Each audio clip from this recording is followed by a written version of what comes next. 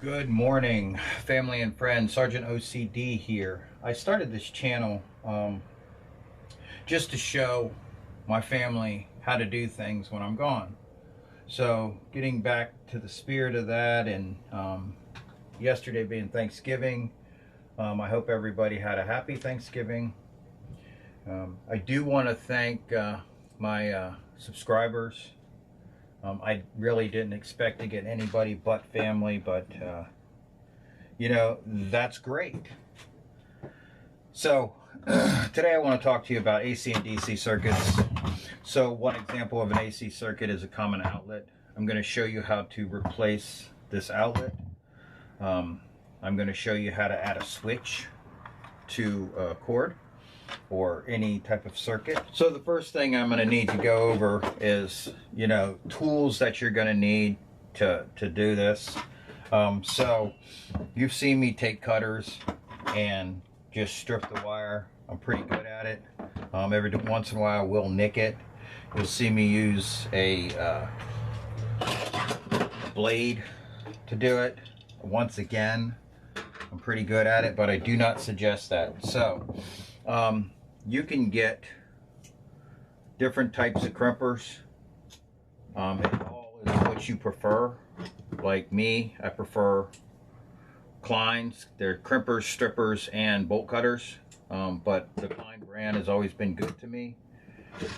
This is a good crimper for crimps and wire cutting. So I've carried that for many, many years. So we're going to put these aside. Other than screwdrivers, that's all you're really going to need.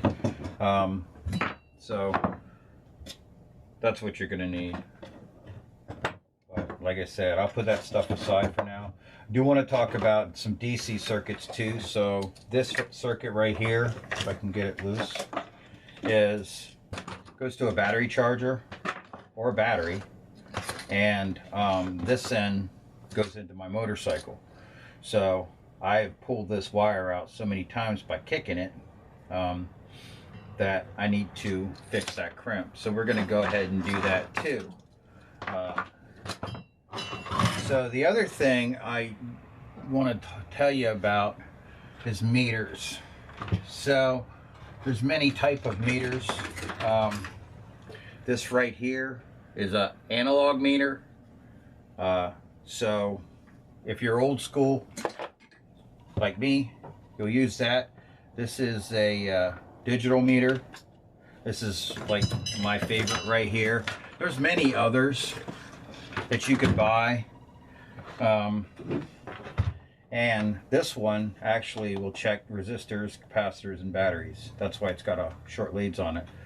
I'm also going to show you how to change the battery in this DC powered meter. So this is I keep this in my shed with my bike, along with that cord, and then this one stays in here. So I've got meters all over the place, and at work I cannot wrap my leads up around the meter, so that's why all these are hanging. They will break eventually. So let's go ahead and replace the battery off of this. My assumption is it's a 9-volt. And don't be afraid to take the back off of here. I mean, normally you wouldn't take the back off of anything, especially electronics, especially when it's powered. You could short something out very easy. I am a certified zip tie technician, so I know how to do this stuff. That's my forte. So try not to touch the circuit board with bare hands. Now in the winter, humidity is low, so static electricity is going to be more predominant. So, and it is almost winter, but so another thing you'll notice about DC circuits, you'll see the smaller gauge wires like 18, 20. You won't see 16 gauge wires or 14 gauge. You may see 16 or 18 for power, but for circuitry You won't see that. So that's how another way that you could tell between AC and DC circuits. Obviously it's a DC battery. I probably should have tested it first before I put it in here, since that battery's been sitting, I don't know, probably a year. It should be alright. The other thing you should do before you screw it down, if I can get it screwed down, is to make sure it powers on. So it powers on now. So if you're going to put a battery in, or if you find a battery and you don't know if it's good or bad, we'll take out my trusty meter. So this is DC voltage, so I'm going to put it on DC, and DC doesn't have the wave. DC has flat line and broken lines above, below it. So I'm going to put it on a 20 volt. Go ahead and put my leads on here, and this is at 0.4 volts. So how much should a 9 volt battery be? 9 volts. So I got a negative before. The positive is actually the smaller one of the two, and that's normal with AC as well. So this one, I have to recycle that one. This one goes back in the package. It's good to go. Alright, so the other thing I want to do is, let's just say I'm working on this bench. I want to put it on 200 volts AC because it should be 110 here. And I want to test it to make sure it's live, or make sure it's dead. So it doesn't have any voltage on it. Now if I wanted to test out the meter to make sure it's right, I could turn on the switch and definitely see that now it's 120 volts. Turn it off, it's dead. So now it's safe for me to work on that. And it's the only time you work on it. Never work on anything live. So anyway, that's testing with a meter. So let's just go ahead and fix this little crimp. Now, everybody should have a toolbox for electrical stuff. And since it's a ring terminal, and that may be too small, so I'll go with a blue one. The color code has to do with the gauge. The larger the gauge, like yellow, is for, I think it's 12 to 16 gauge, so that's a larger gauge. The blues are like 18 to 22, and then the reds are 22 to 24, maybe even 26. So I need a flathead screwdriver this time. So like I said, a lot of these videos I gear towards my family. I don't particularly care if I get likes. I didn't think I cared if I got negative comments, but I got a negative comment on one. So I'm going to show you the difference in crimping these. So I'm going to crimp it with this, blue to blue, and I missed. So I don't pretty much like that. So now I got to get a new lug. So I just wasted a lug. How dare I? Actually, I can use one of these. I think I just missed the whole thing. So always leave a little bit sticking out. Go to the end and crimp. That's fine. I just missed the lug. But this one, when this thing crimps, so non-insulated and insulated. When it crimps, it crimps. So you saw how much that one went down. So I'm going to do this.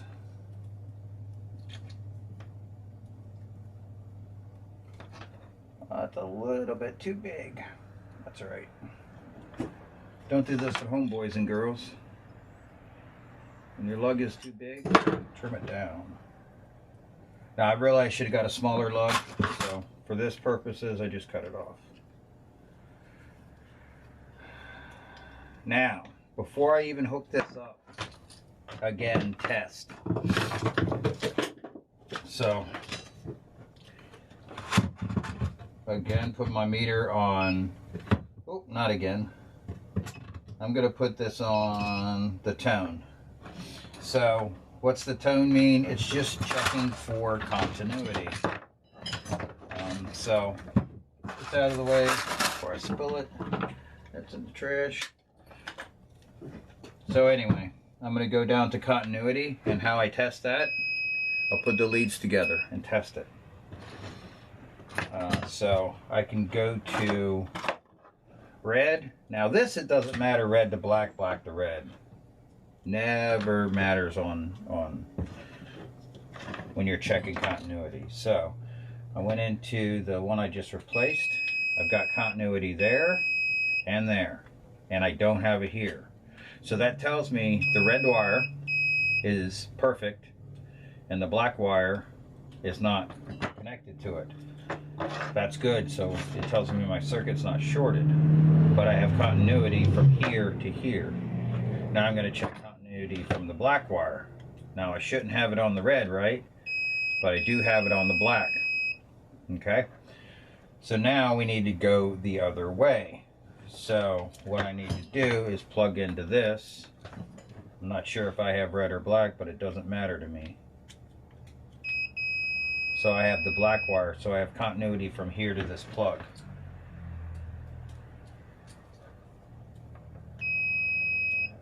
Now, if I had a switch in here,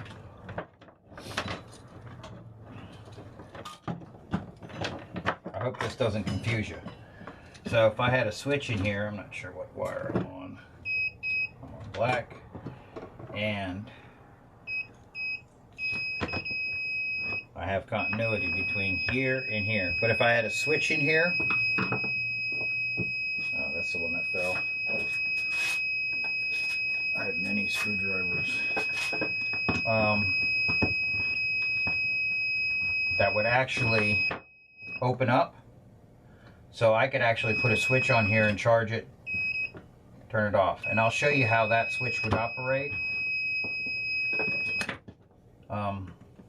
on the AC side. So this is DC. All right, I just fixed my cord. So that one and my other meter can go back to my motorcycle. So, we're going to turn that off for now, stow it. So, first thing I'm going to show you is how to wire an outlet. If you had to replace one, all you have to do is take this screw out and turn it and replace it. But I'm going to assume that this wire is in your shop, and let's just say the contractor left it this way and you don't know which wire is what. So first thing I'm going to do is tighten this thing down. And if you know me, I cut corners. So that clamp is just a simple,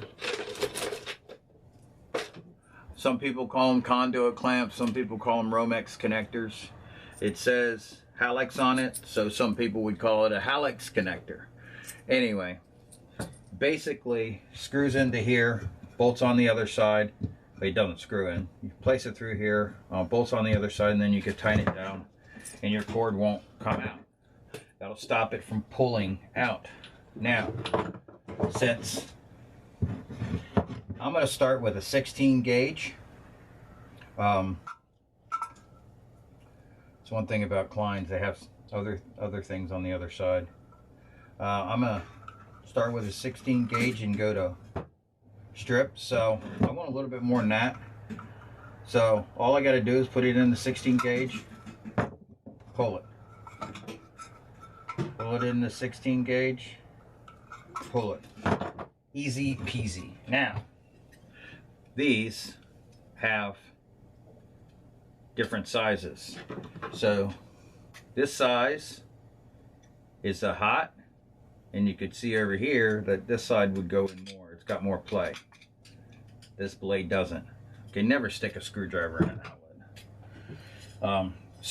And on the inside we have silver and we have brass-ish. If you're confused, always go to the smaller side. Just like on that 9-volt battery, the smaller side's positive. This is a positive potential. So this black wire will go to there at 120 volts. This white wire will not have anything on it. How is that? How does it work? Remember I showed you on the meter that it waves. So you've heard of phases. So one phase is going to go up and another one's going to go down. So the way AC works, it's alternating current. There's only power on the upside, and then your neutral is completing the circuit. Your ground is grounding the circuit. So there's several ways. I've seen people bend these. You could do it with this. You could bend that. You could stick it in here and bend this. I mean, however you want to bend it, but personally, I just take her needle nose, bend it into a hook. So you want a hook because you want to go into here. So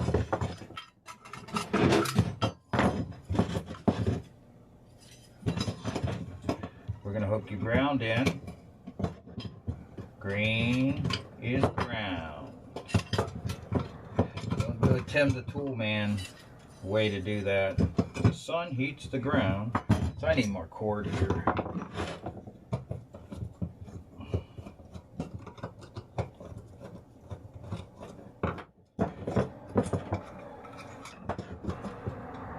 It's okay that I have that much cord. It's what they call in the electrical world. I'm not sure about electrical or electronic. They call play. So it's got enough play for a maintenance loop. All right, so can't see this from there. So all I'm doing is screwing down. It's kind of awkward because of the way it's sitting in the box. Typically you wouldn't have the cover on it already.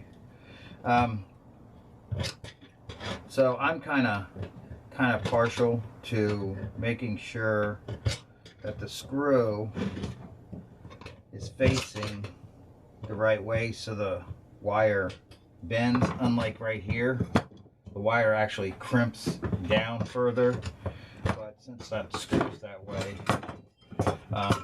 so I might as well go ahead and put my white wire on here now. I'm gonna do this. So if you're just replacing a plug, I mean this thing will be sticking out the wall, and all you got to do is put your ground on, replace the white wire to the silver side.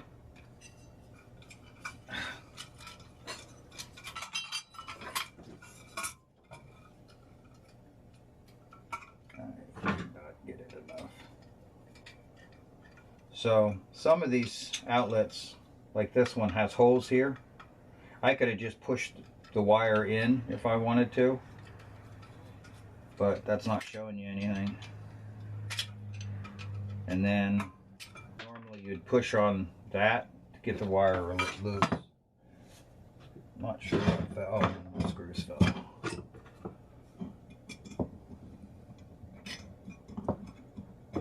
So the next thing we're going to do is the hot wire. So they call it a hot wire because it's hot. It's got 120 volts on it, unless you're overseas. And it's only, well, one wire will have 120, and then the other wire will have 124, 240. I'm going to get a little bit more of a hook on that. It's all on how you do it, but it's important.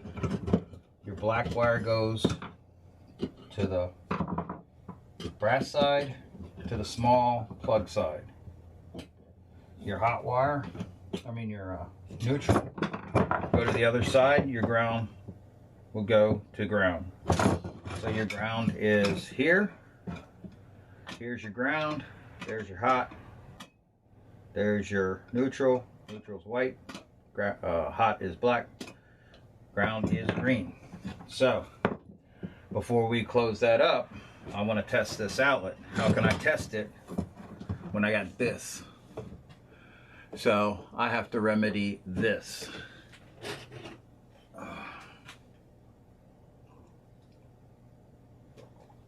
I love Lazy Fridays. Oh, by the way, it is Red Shirt Friday, and this is the day we remember everyone deployed. So there's a couple of ways to do this. I've always scored this outside, pulled this down, cut that stuff off, cut this off, and made sure, made sure I didn't have anything there. So obviously I didn't need that much, because now this is probably not the best example of a plug. So this was on a heater. So what I see is corrosion on this. You see it burnt there. So that's the indication that you've had high current running through this plug. So I'm going to go ahead and put this in the ground first.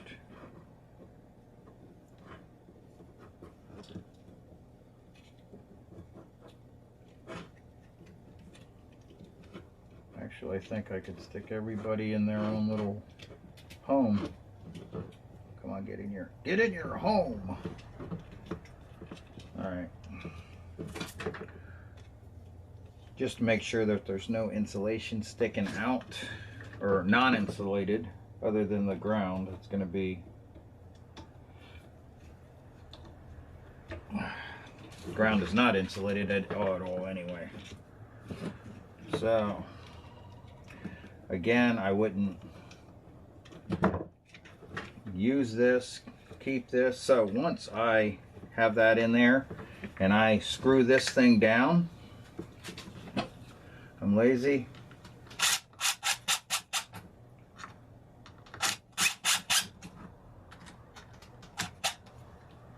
it crimps down on that, and there's your plug. Pretty easy. Now again, you could do the same test with your meter. Continuity.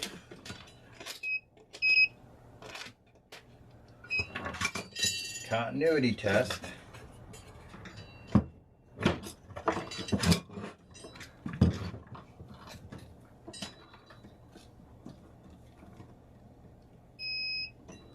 So I can go into the hot wire here and say, okay, where's my hot wire here?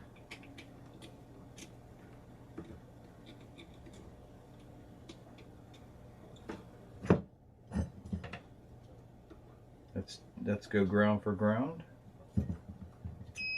Okay. We gotta get going on this side.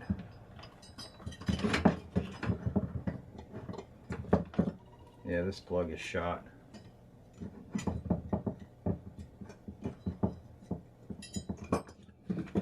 So this plug is definitely shot. Maybe I could try to scrape some of that. So I went to go look for another plug, but I don't have one. So let's troubleshoot this. It could be that it's just not connected correctly. Or maybe when I cinched it down, it pulled one of the wires out. I mean, a couple different ways that could happen. So let's just dissect this. So the first thing I want to do is, I hate when my leads get discombobulated.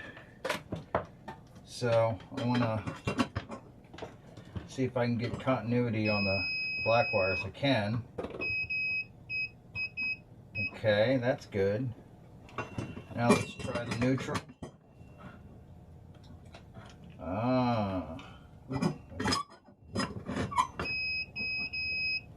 So that's the neutral, that's good.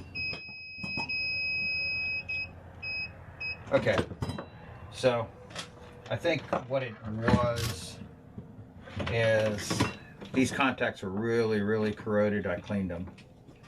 So we do have a good plug. That's awesome. So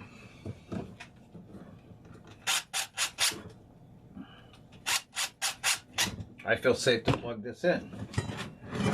Now, after I button this up, if you don't know what you're doing with electricity, do not mess with it. So, you guys remember when I did a test on my meter that this outlet wasn't hot until I turned the switch on. So, we're going to do the same thing here. 200 volts AC. Turn the switch on and it goes to 120. So I could plug anything I want into this. And to show you guys what I did, I just made myself a power box. So little extension cord, power box, whatever I need. If I need a little bit, if I need to put this on the bench, I can. As you saw at the beginning, there was an arc flash. That's the kind of stuff I deal with. So be safe. Have a great weekend. Happy Thanksgiving again to everyone. And God bless you. Catch you on the flip side.